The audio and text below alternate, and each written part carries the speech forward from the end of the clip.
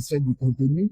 Qu'est-ce on peut retenir véritablement de l'intelligence artificielle? D'abord, en termes de définition, qu'est-ce que c'est l'intelligence artificielle? Alors, ce qu'il faut retenir, c'est que l'intelligence artificielle est d'abord une discipline, une science qui a pour but de collecter, Oui. de stocker, de traiter la connaissance. Je parle ici de la connaissance. Voilà. Ok. Grosso modo, c'est ça. Vous connaissez quelque chose, vous savez quelque chose, et vous voulez vous faire appuyer par une machine, mettre cette chose-là dans une machine, et c'est ça l'intelligence artificielle. Nationale des droits de l'homme, elle veut s'inscrire dans l'utilisation de l'espace de l'intelligence artificielle. C'est pertinent aujourd'hui pour une institution nationale des droits de l'homme? Ah, effectivement. Parce que d'abord, dans un premier temps, les outils de l'intelligence artificielle, les méthodes peuvent aider le Conseil des droits de l'homme à faire son travail de façon très efficace. Et de l'autre côté, c'est que la problématique même de l'intelligence artificielle pose des problèmes éthiques, pose des problèmes sociétaux, Effectivement, des problèmes de société tout à fait. qui modifient la mission même du Conseil national des droits de l'homme.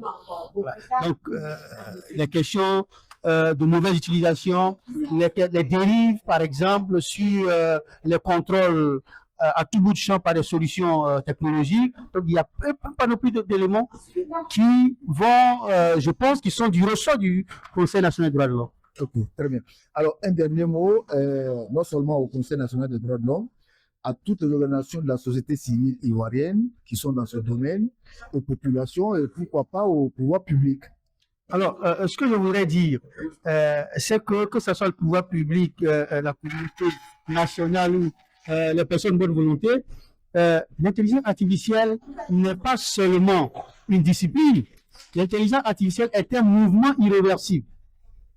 Et ce n'est pas quelque chose qui est récent, ça date depuis les années 40 et ça a été conçu selon un plan. Aujourd'hui, malheureusement, personne ne comprend clairement ce que c'est. Donc, il faut véritablement des campagnes d'explication de ce que c'est que véritablement l'intelligence artificielle pour qu'on comprenne les enjeux et qu'on puisse l'utiliser à bon escient dans nos sociétés. On risque d'arriver à un niveau de non-retour où nous-mêmes on finit par s'abrutir. Oui, c'est ça le mot, réellement. Parce que si on ne comprend pas ce qui est derrière, si on ne comprend pas les enjeux, on ne comprend pas les dangers, ben, on ne peut pas se prémunir. Et l'intelligence artificielle nous invite à commencer à regarder notre propre culture et à faire de l'innovation sur la base de notre culture.